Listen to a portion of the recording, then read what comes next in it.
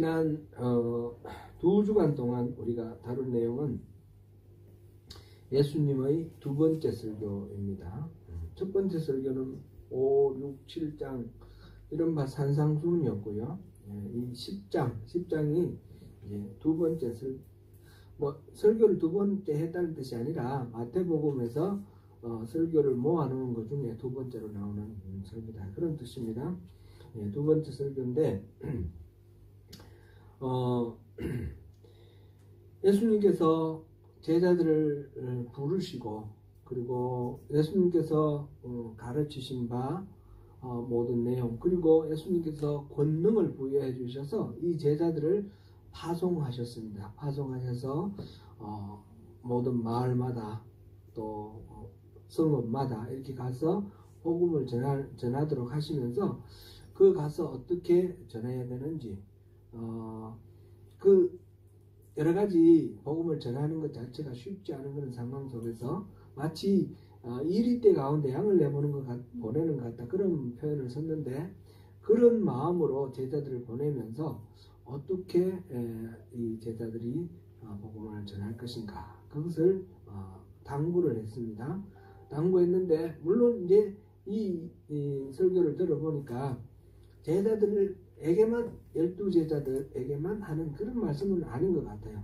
이것이 성경이 이제 이루어지고 이 성경을 읽는 우리들까지 이렇게 전해져 오면서 보니까 모든 제자들, 모든 그리스도인들이 어떻게 살아가면서 이 복음을 붙들고 이 세상을 또 이렇게 이 세상으로 들어갈까 하는 그런 말씀들이었습니다. 특별히 지난 주일에는 험난한 세상 속에서 제자들이 지녀야 할 자세를 말씀을 하셨는데, 지난 주일에 좀 분량을 3번 설교할 거를 한꺼번에 했습니다. 제가 그렇게 했는데, 첫 번째 내용은 뱀같이 지혜롭고 비둘기같이 순결하라, 그런 말씀이었습니다. 지혜롭기만 하고 순결하지 않으면 그거는 교활한 그런 사악한 그런 경우가 되고요. 반대로 순결하기만 하고 지혜롭지 않으면 미련하고 어리석은 그런 경우가 됩니다. 그래서 지혜와 순결이 잘 조화를 이루어서 이렇게 가야 되는데, 우리가 우리 스스로 돌아볼 때 지혜가 그렇게 있는 것 같지 않은 그런 마음 들 때 좀 부담이 될 수가 있겠죠. 그럴 때에 예수님께서 무슨 말을 할 것인가 염려하지 마라 하셨어요. 우리 안에 성령으로 들어와 계신 하나님께서 다 생각나게 해주신다고 하셨기 때문에 그 성령 하나님께 모든 것들을 신뢰하고 의지하고 의탁하면서 편안한 마음으로 그렇게 복음을 전하라, 그렇게 하셨고요. 두 번째 말씀은 두려워할 자를 두려워하라 했습니다. 세상은 결코 호락호락하지가 않습니다. 그 가운데서 스승이신 예수님 자신을 스승이라고도 표현했고, 그리고 또 주인이라고도 표현했고, 제자들은 제자들이다, 종이다, 이렇게 표현했는데, 스승이고 주인인 예수님께서 그 고난을 당하시고 순환을 당하시는데, 결국 우리가 보면 십자가를 지시잖아요. 그런데 제자이고 이 종인 이 제자들이 그런 순환 당하는 것은 어쩌면 당연하다는 것이죠. 그것을 각오를 하고 십자가를 질 각오를 하고 살아라, 그런 말씀을 주셨어요. 우리 몸만 죽이는 그런 사람들을 두려워하지 말고 몸과 영혼까지도 다 이렇게 멸할 수 있는 하나님을 사랑하라, 하나님을 두려워하라, 그런 말씀이 있었고요. 세 번째 이야기는 내가 화평을 주러 온 것이 아니라 금을 주러 왔노라, 그 말씀을 하셨습니다. 그 말씀을 통해서 가족 간에 아버지와 아들, 어머니와 딸, 시어머니와 또 며느리, 이 사이에 불화가 있을 것이다, 그런 말씀을 주셨는데, 이거는 예수님께서 평강의 왕으로 오셨는데 그 말씀하고 이 부딪히는 거 아닌가, 그런 우리가 질문이 있었습니다. 근데 예수님은 궁극적인 평화를 위해서는 이 세상을 지배하고 있는 악과의 싸움 속에서 그런 검이 필요한 거다. 그런 말씀을 하셨습니다. 그래서 복음의 가르침대로 살아가기 위해서는 자기를 부인하고 자기의 십자가를 지는 그런 각오가 필수적이다. 그런 말씀이 있었습니다. 오늘은 이렇게 험난한 세상 속에서 자기를 부인하고 십자가를 지며 하나님을 따르는 제자들을, 이때까지는 이런 어려움이 있을 거다 각오하라 이랬는데, 이제는 위로하고 격려하는 그런 말씀으로 말하자면 이 설교를 마무리하고 있습니다. 오늘 본문 3절 속에는 영접한다라는 단어하고 상을 주신다, 상이라는 단어가 반복해서 나옵니다. 영접하는 자는 반드시 상을 받을 것이다. 바로 여러분들을 영접하는 사람이 상을 받을 것이다. 이 말씀을 예수님께서 하시는 거죠. 이 영접한다라는 것은 환영하는 마음으로 맞아들인다, 그런 뜻이죠. 창세기 18장에 보면 아브라함이 지나가는 나그네 3사람을 이렇게 영접하는 그런 장면이 나와요. 18장 2절에 영접한다라는 단어가 나와 있어요. 그렇게 그들을 장막으로 모셔드리고 또 떡을 만들고 살찐 송아지를 잡고 이렇게 대접을 했는데, 그 3 나그네가 보니까 하나님의 사람이었어요. 천사였습니다. 그 중에 한 분은 하나님 같아요. 하나님. 그죠? 그런 분을 만나가지고 결국 이제 내년 이맘때쯤 아들을 낳을 거다. 그런 이야기를 듣습니다. 축복의 예언을 듣습니다. 결과 그 말씀대로 1년 후에 100살, 나이가 100살 됐을 때 이삭을 낳게 되죠. 히브리서 13장 2절에서는 이 사건을 가리켜 이렇게 표현을 했습니다. 손님 대접하기를 잊지 말라. 이로써 부지 중에 천사들을 대접한 이들이 있었느니라. 바로 이 아브라함과 같이 그냥 나그네인 줄 알고 대접했는데 천사를 만난 사람이 있다는 거죠. 그러니까 우리가 나그네를 대접하는 것은 예수님을 대접한다 생각하고 그렇게 우리가 대접하면 좋겠다 하는 그런 말씀입니다. 요한복음 1장 12절에서는 이 영접한다는 말을 이렇게 사용하고 있습니다. 영접하는 자 곧 그 이름을 믿는 자에게는 하나님의 자녀가 되는 권세를 주셨으니, 여기서 영접한다는 말은 그냥 단순히 수동적으로 맞아들인다는 뜻이 아니라 보다 적극적으로 신뢰를 하고 이렇게 능동적으로 받아들인다는 그런 뜻이 있습니다. 오늘 본문에서 지금 영접하라, 그런데 영접하는 그 대상들, 그들에 대한 하나님의 약속, 이 부분을 우리 함께 살펴보겠습니다. 먼저 40절을 보시겠습니다. 40절 우리 같이 한번 읽어봅니다. 너희를 영접하는 자는 나를 영접하는 것이요 나를 영접하는 자는 나를 보내신 이를 영접하는 것이니라. 아멘. 여기서 너희는 제자들을 일컫는 말이고요. 나는 예수님이시죠. 예수님을 영접하는 자는 곧 나를 보내시니, 예수님을 보내시니 누구입니까? 하나님을 영접한다는 뜻이죠. 누군가를 영접한다는 것은 그 사람만 영접하는 것이 아니라 그 사람을 보낸 사람까지 영접하는 결과가 된다는 거죠. 예를 들면 우리 웰링턴에 대한민국 그 대사관에 대사가 있습니다.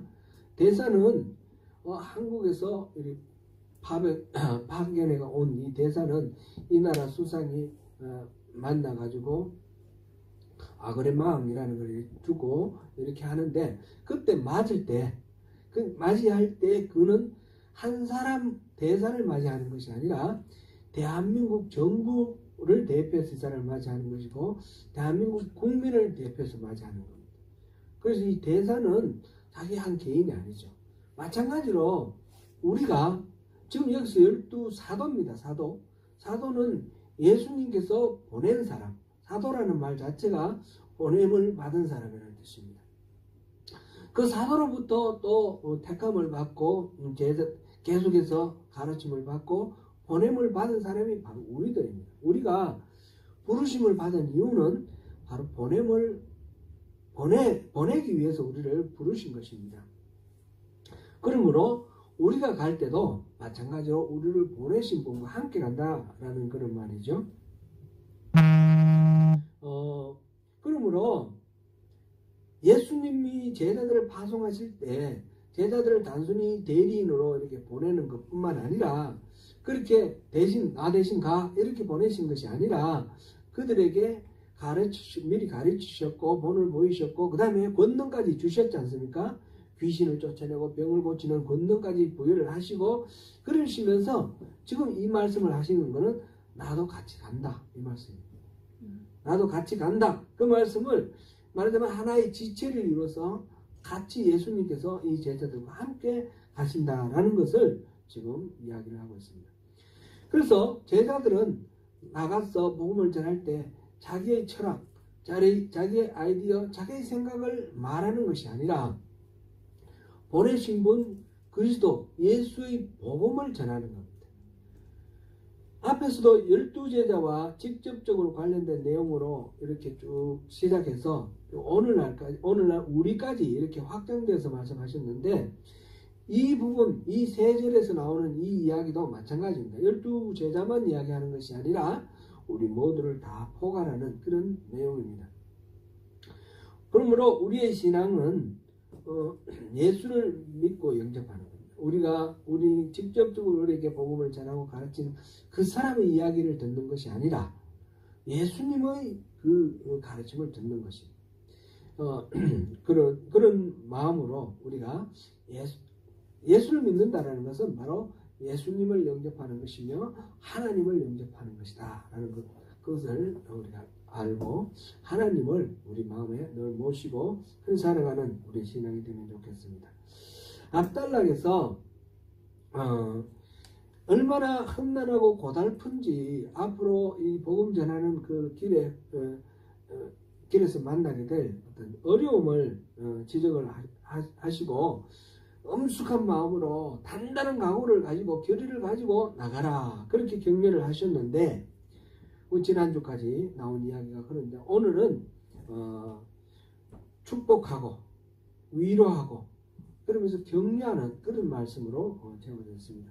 특별히 고난과 핍박을 엄숙히 각오하고 떠나는 제자들에게 단순히 너에게 축복이 있을 것이다 이런 식으로 복 빌어주는 말로 끝나는 것이 아니라 너희를 영접하는 자는 분명히 나를 영접하는 것이고 나를 보내신 분 하나님을 영접하는 것이다 라고 말씀하시면서 너희를 영접하는 자는 하나님이 주시는 상을 받을 것이다 그렇게 말씀을 하셨습니다. 그렇게 함으로써 이 제자들이 단순히 자기가 혼자 가는 것이 아니고 하나님과 함께 가시는 것이고 앞에서도 그런 말씀이 있었습니다. 내가 가거든 평안을 빌으라 그랬는데 내가 가서 복음을 전하고 평안을 빌면 이 평안을 빌고 복음을 전하는 것을 받아들일 만하면 그 사람에게 복이 되는 것이고 그걸 만약 받아들일 만하지 않으면 그 사람이 거부를 하면 그 복은 내게로 돌아오는 것입니다. 그래서 발을 떨어버리라 그랬는데 그거는 저주하고 침뱉으라 이런 의미보다는 집착하지 말고 내가 목표했던 것이 안 이루어졌다고 좌절하거나 낙심하고 그것 때문에 마음이 불편해서 막 괴로워하고 전전긍긍하고 이렇게 하지 말고 탁 털어버리고 잊어버리고 또 다른 영혼을 찾아가라. 그런 것으로 이렇게 이해를 하면 되겠죠. 그래서 내가 가서 복음을 전하는 사람은 단순히 내가 축복하는 것이 아니라 하나님이 내려주시는 복을 내가 전달하는 거예요. 엄청난 특권이 내게 주어진 것입니다. 그런 자부심을 가지고 자신감을 가지고 긍지를 가지고 우리가 복음을 전해야 되겠습니다. 41절을 우리 한번 같이 보겠습니다. 선지자의 이름으로 선지자를 영접하는 자는 선지자의 상을 받을 것이요 의인의 이름으로 의인을 영접하는 자는 의인의 상을 받을 것이다. 선지자는 하나님의 말씀을 대언하는 사람이죠. 예언자, 선지자, 선견자 우리 여러 번 우리가 살펴봤는데 이 예언이라든지 선지, 미리 안다, 선견, 미리 본다 이런 말이 단어가 장래에 일어날 걸 미리 알아맞힌 점쟁이 같은 그런 뉘앙스로 우리가 오해하기 쉬운데 그런 게 아니라 하나님이 위탁하신 말씀 그거를 전한다 이런 뜻입니다. 그리스 로마 신화에 보면 신탁이라는 말 많이 나오지 않습니까? 오히려 그 말하고 비슷합니다. 하나님 내게 맡기신 말입니다. 그거를 전하는 사람이 이제 선지자인데 선지자의 이름으로 선지자를 영접하는 사람. 어떤 사람이 와서 내게 복음을 전하는데 지금 제자들이 가서 전하잖아요. 그럴 때 전할 때 이 사람을 영접하는데 영접하는 것이 선지자라는 이름이 있기 때문에 선지자이기 때문에 영접을 한다. 그러면 선지자의 상을 받을 거다. 그렇습니다. 나는 지금 불신자예요. 불신자인데 선지자가 와서 내게 복음을 전했어요. 근데 내가 그 사람을 영접을 하면 하나님은 내게 선지자의 상을 준다는 거예요. 선지자의 상은 선지자가 받을 상. 그 선지자가 받을 상은 결국 뭐냐면 선지자로서의 모든 권위와 권능을 인정하는 그런 상입니다. 그러니까 누군가 내게 복음을 전하는 하나님의 말씀을 전하는 사람을 영접하는 것은 그 전하는 사람과 동등하게 나를 높여주는 영접하는 것 자체가 그만한 상을 받을 만한 그런 일이다라는 것입니다. 의인의 이름으로 의인을 영접하는 자는 의인의 상을 받을 것이다. 이때도 이 의인은 하나님과 관계가 올바르게 되어 있는 사람이다. 그랬고요. 또 하나님 앞에 말씀대로 살아가는 그런 가운데 신앙과 행동이 일차에 하나님과 올바른 관계에 있는 사람 이런 사람인데 바로 제자들을 말합니다. 예수님의 제자들. 의인을 영접하는 사람은 의인처럼 의인이 받을 상을 받는 거예요. 바로 그 사람이 그러니까 이 선지자로서 의인으로서 하나님 말씀을 전한다는 것은 그 복음을 받아들이는 사람에게 엄청난 특권을 전하는 거예요. 이 받아들이는 사람은 그만한 특권을 상으로 받는 그런 결과가 되는 것입니다. 그래서 우리가 복음을 전할 때 내가 복음 전에 이 사람 괴롭힐까 뭐 이 사람을 피해를 줄까 이런 식으로 막 조심을 많이 하는데 물론 존중을 해야 돼요. 막 막무가내로 저도 그랬습니다. 예전에 저도 20대 후반에 제가 예수를 믿게 됐는데 교회 가는 사람 정말 힘들었어요. 교회 가자고 막 자꾸 강요를 하니까 뭐 막무가내로 강요를 하니까 힘들었는데 아마 그거는 지금도 우리가 복음을 전할 때 그런 걸 고려를 해야 될 거예요. 막무가내로 막 권하는 것이 아니라 지혜롭게 진짜 뱀처럼 지혜롭게 비둘기처럼 순결하게 우리 삶의 본을 보이고 신뢰를 할 수 있도록 우리 자신의 신뢰를 바탕으로 해서 우리가 누리는 이 복에 대해서 말할 수 있는 그런 지혜가 필요한 겁니다. 그런데 어떻게 하든지 간에 그 마음속에 우리가 확신을 가지고 자부심을 가질 것은 이것이 이 사람을 내가 장사하는 게 아니지 않습니까? 이 사람을 끌어들여 우리 교회에 뭐 이렇게 유익을 이끌고 아니면 내가 또 한국에 그런 교회가 있더라고요. 뭐 이렇게 전도 많이 하면 뭐 상을 주는데 요즘 아니요 제가 벌써 한 20년 30년 전인데 전도 많이 하면 냉장고를 준대요. 뭐 상도 아주 막 되게 큰 상을 주는 거예요. 그러니까 막 열심히 상을 받으라고 전도를 하고 또 신천지 같은 데서는 이 사람을 많이 전도를 해야지 자기가 구원 받는데요. 전도 못하면 구원 못 받는데요. 그래가지고 열심히 막 집안일 다 내팽개치고 막 전도를 하려고 하는 이런 식으로 자기의 어떤 이익과 어떤 목적을 위해서 상대방을 끌어들인다라는 것은 상대방에게 피해를 주는 거잖아요. 그런 거 아니라는 거죠. 진짜 복음을 전하는 전도는 이 사람에게 참된 진리를 일깨워주고 영원한 생명을 누릴 수 있도록 길을 열어주는 것이며, 그에게 하나님이 주시는 그 복을, 지금 선지자의 상, 의인의 상을 이렇게 나누어서 보급하는 것입니다. 그런 자부심을 우리가 가지면 좋겠습니다. 여기에서 상에 관해서 잠깐 좀 한번 살펴볼 필요가 있습니다. 성경에는 이렇게 상을 준다라는 거, 하나님이 상을 베푸신다는 이야기가 많습니다. 많이 있습니다. 제가 뭐 일일이 다는 못 찾았고요. 그런 이야기도 있죠. 심판이, 악인에게 대한 심판은 영원한 파멸의 심판이지만, 또 구원받은 자들에게 심판은 상급 심판이다, 이런 이야기도 있어요. 근데 그건 또 잘못 이해하면 안 되겠습니다. 상에 대해서는 몇 가지 제가 좀 이렇게 소개를 해드리겠습니다. 먼저 면류관이 있습니다. 면류관. 디모데후서 4장 8절 우리 같이 읽어보겠습니다.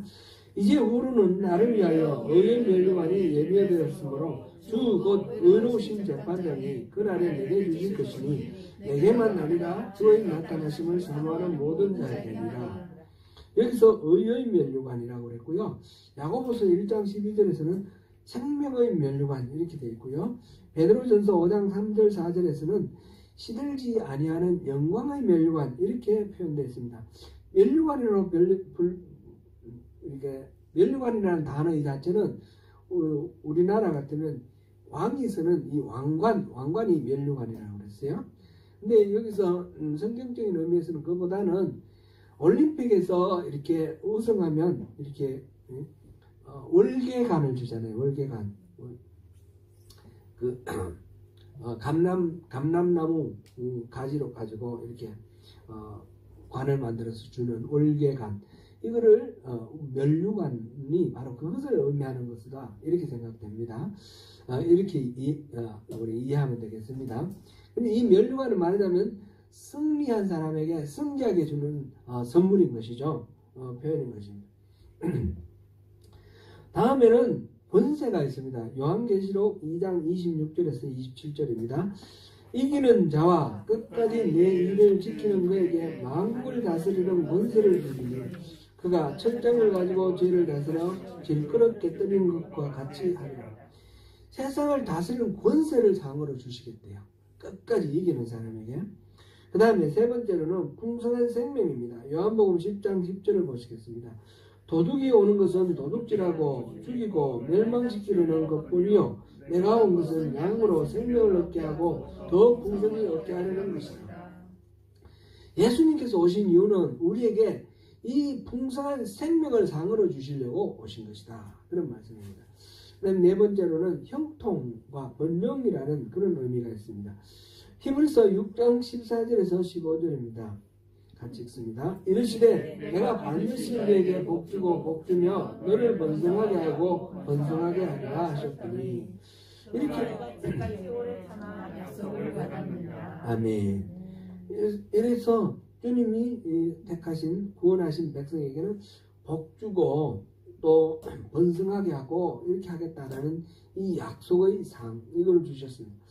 그래서 우리가 주님의 말씀대로 그렇게 살아가고 분투하고 할 때에 이런 상, 주님을 영접하고 지금 복음을 전하는 그 사람, 전했을 때 그 복음을 받아들이는 사람에게 주는 상을 이야기하고 있지 않습니까? 그것도 그렇게 생각해보면 되겠습니다. 복음을 받아들이고 구원받은 하나님의 나라 백성이 되면 이런 상을 받게 된다는 거죠. 그런데 이 상이라는 것에 대해서 이 성경에 강조를 하고 강조를 했는데 이거를 또 문자적으로 그대로 받아들이는 그런 경우들이 많이 있습니다. 우리가 천국 가면, 죽어서 천국 가면 이 땅에서 신앙생활 한 것에 따라서 이렇게 상급을 받는다는 거죠. 그래서 다 같이 구원을 받지만 상급이 다르다고 하는데 구원받아 하늘나라에 갔을 때 어떤 사람에게는 황금 면류관을 주시고, 제가 이제 처음 초신자 때 부흥회 할 때 그러더라고요. 어떤 사람은 이렇게 막 복받으라 하면서 황금 면류관이 있다고 그러고, 또 어떤 사람은 나는 개털 모자도 없어! 그러면 막 그렇게 얘기를 하는데, 천국에 가면 어떤 사람은 황금 면류관이 있고 어떤 사람은 개털 모자도 없고 뭐 그럴까요? 어떤 사람은 막 뭐 루비, 비치 이런 온갖 보석으로 만든 그런 맨션에 살고, 어떤 사람은 다 찌그러져 가는 처갓집에 살고 그럴까요? 천국에 그래 막 빈부격차가 심하고 막 그 중에 막 의관이 있고 다스린자가 있고 통치받는 사람이 있고 그럴까요? 그럼 천국 아니죠. 안 그런가요? 그런 식으로 이해를 하면 안 된다는 거죠.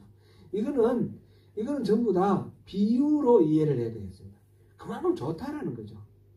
그만큼 하나님께서는 그만큼 우리에게 풍성한 생명을 주신다. 그런 것으로 우리가 이해를 해야 됩니다. 상급의 개념을 그래서 문자적으로 하지 말고 비유로 이해를 하라라는 것을 우리가 생각해야 되겠고요.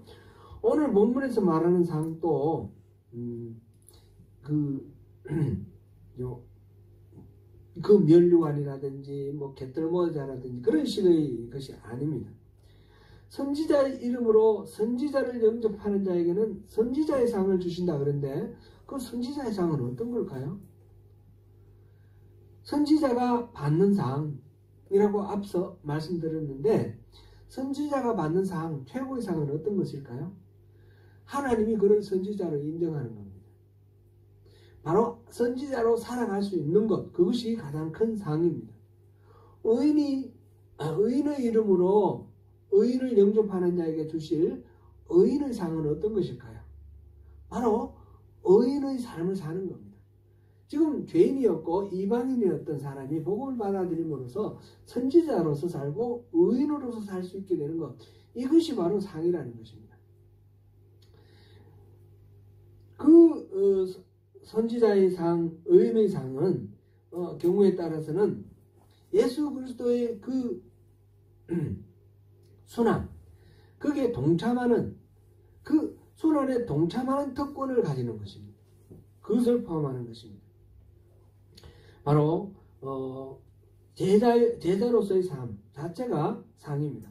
앞에서 25절에서 제자가 그 선생 같고 종이 그 상전 같으면 좋하다 이런 말이 나왔는데, 예수님이 순환을 당하실 것이고 십자가에서 죽으실 것인데, 그 제자들은 예수님과 같으면 족하다 그랬어요. 예수님처럼 그런 순환을 당하면 그것으로 족하다라는 얘기입니다. 고린도후서 11장 16절만 한번 읽어보시겠습니다. 내가 다시 말하노니 누구든지 나를 어리석은 자로 여기지 말라. 만일 그러하더라도 내가 조금 자랑할 수 있도록 어리석은 자로 받으라. 16절부터 33절까지 집에 가셔서 다시 한번 읽어봐 주십시오. 지금 고린도후서에서 바울이 자기 인생을 돌아보면서 회상을 하면서 이야기를 하는데, 나 좀 자랑하자. 내 자랑하는 게 좀 창피스럽고 여러분들 보시기에 어리석은 자 같은데, 그래서 내 좀 자랑하자. 그러면서 자랑을 하는데, 나는 히브리인이고 뭐 그러면서 자기가 혈통도 자랑하고요.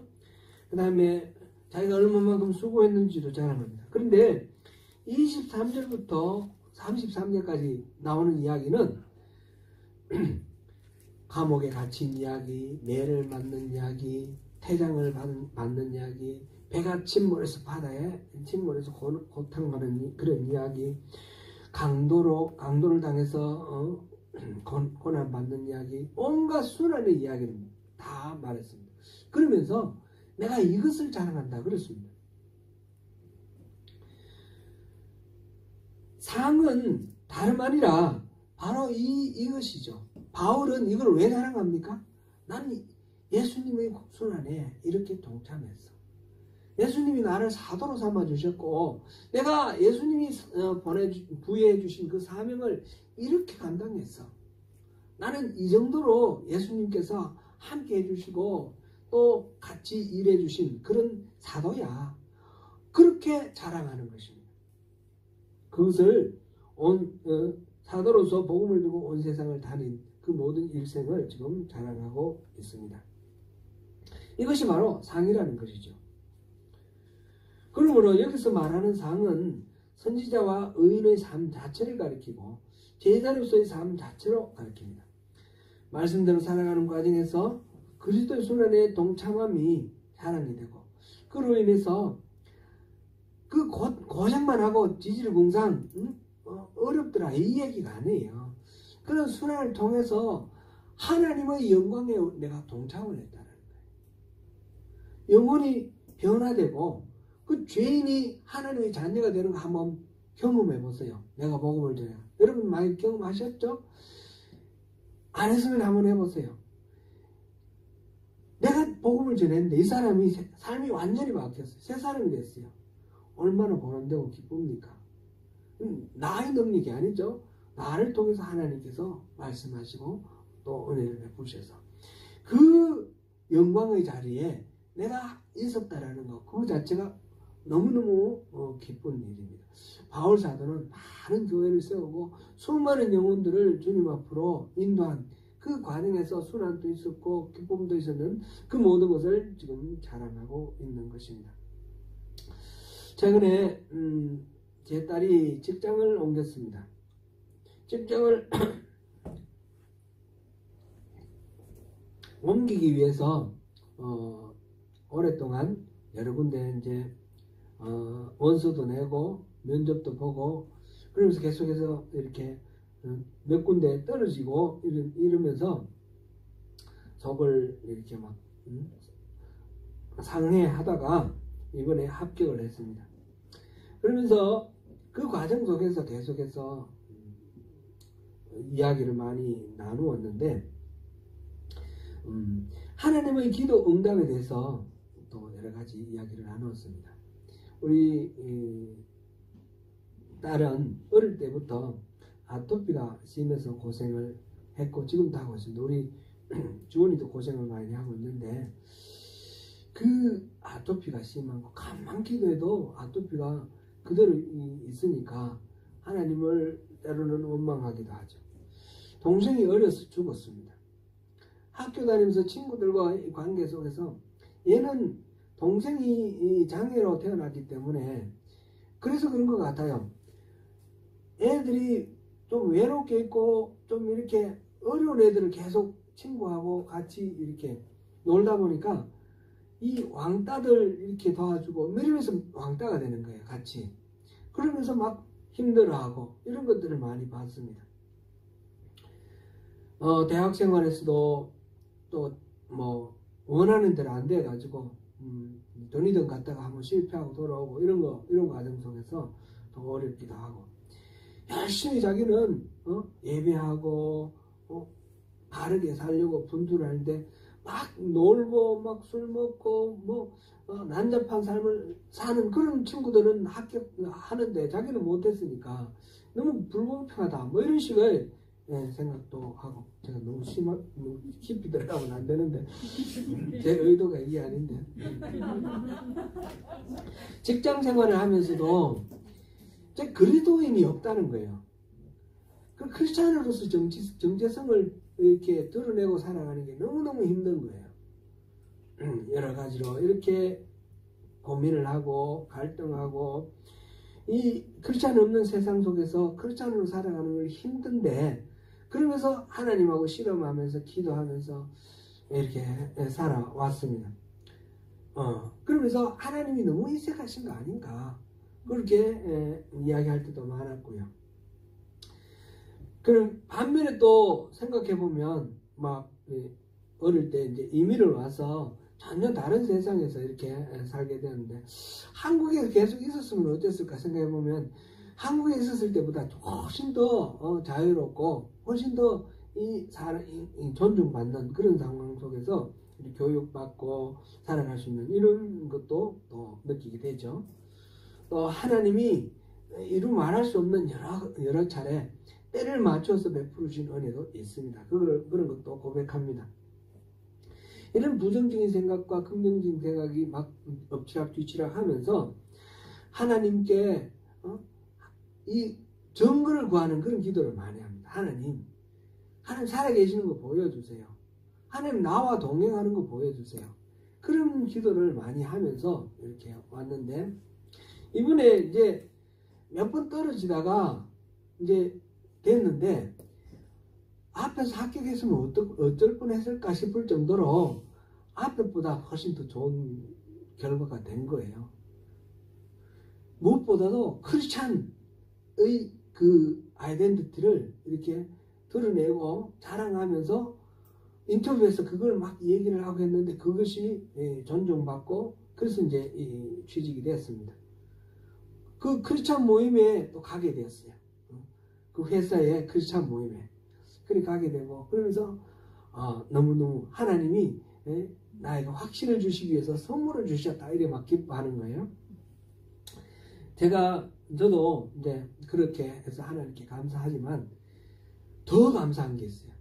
더 감사한 게, 이 아이가 그런 부정적인 생각과 긍정적인 생각 속에 엎치락뒤치락 하면서 하나님을 떠나지 않았다는 거예요. 때로는 원망하고, 때로는 하나님께 실망하고, 그러면서도 하나님을 떠나지 않고 계속해서 기도하면서 하나님과 씨름하면서 오늘까지 오게 됐다는 거죠.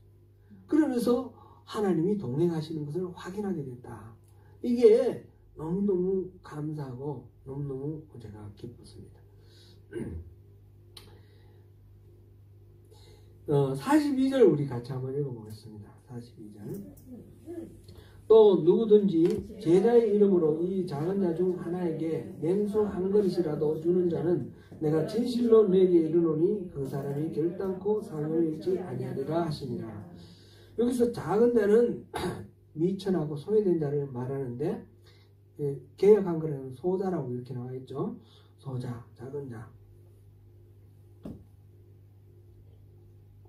여기서는 복음을 가지고 나가는 이 선지자와 의인, 예수님의 제자들을 다 지금 작은 자라고 표현하고 있습니다. 이 작은 자, 왜 작은 자일까요? 세상은 받아들이지 않는데 그곳에 나가서 복음을 전하면서 핍박당하고 무시당하고 조롱당하고 어려움을 겪고 있는 소외된 사람입니다. 예수님의 제자들이, 크리스찬이. 지금 우리나라에서도 막 크리스찬이 막 이렇게 막 늘어나다가 지금은 급격히 퇴행하고 있는 이런 때일수록 오히려 진짜 우리가 신앙이 무엇인가, 진짜 크리스찬이 어떤 사람인가를 생각할 수 있는 그런 기회가 될 수도 있습니다. 예수님께서는 그 작은 자에게 찬물 한 그릇이라도 대접하는 자는 반드시 상을 결코 잃지 않을 것이다. 바로 하나님께서 반드시 상을 주실 것이다. 그런 말씀을 하는 거예요. 작은 자들에게 냉수 한 그릇이라도 주는 자. 이 냉수가 우리 됐습니까? 그런데 실제로 이 냉수도 팔레스틴이 그 지방이 여름 되면 완전히 사막 되잖아요. 광야, 유다 광야, 완전히 풀도 제대로 안 자라는 그런 것을 염두에 두면 참 냉수 한 그릇이 얼마나 그때 시원하겠습니까? 제가 어릴 때에 시골에 살 때 이제 여름에 어머니 장 보러 가실 때 따라갑니다. 좀 들 것도 있고 해가지고 어머니가 같이 이제 데리고 가시는데, 가면 너무너무 더워요. 옛날에는 냉장고도 없고 얼음도 없고 그래가지고 우물물 길어가지고 그게 간장 넣어가지고 우물물을 시원한 우물물 간장 타서 이렇게 먹으면 좀 시원해집니다.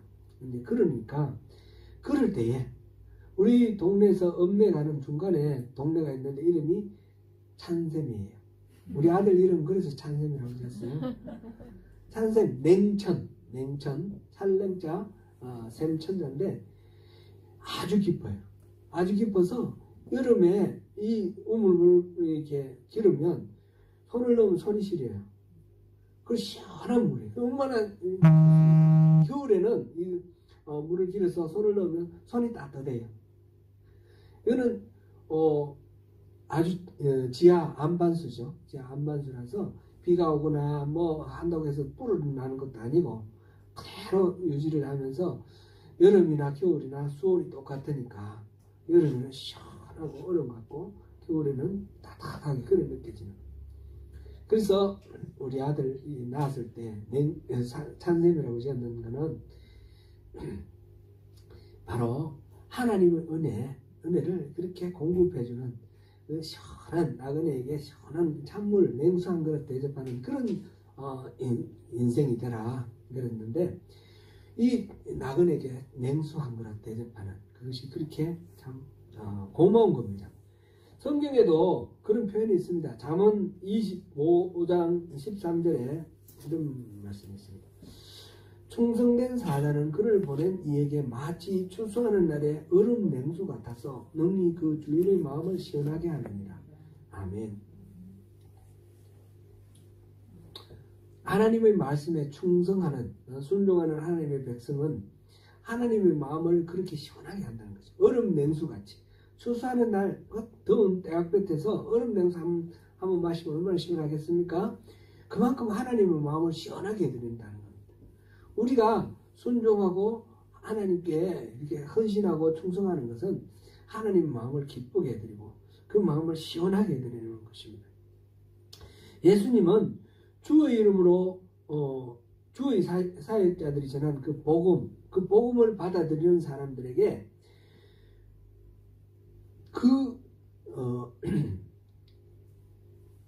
절대로 상을 잃어버리지 않을 것이다 그랬습니다. 그 복음을 받아들이는 것 자체가 바로 냉수 한 그릇 이렇게 대접하는 것처럼 이렇게 귀한 대접이 되는 것이고, 그것은 결코 하나님께서 잊지 아니한 하나님께서 고맙게 여기고 상을 베푸실 일이라는 것입니다.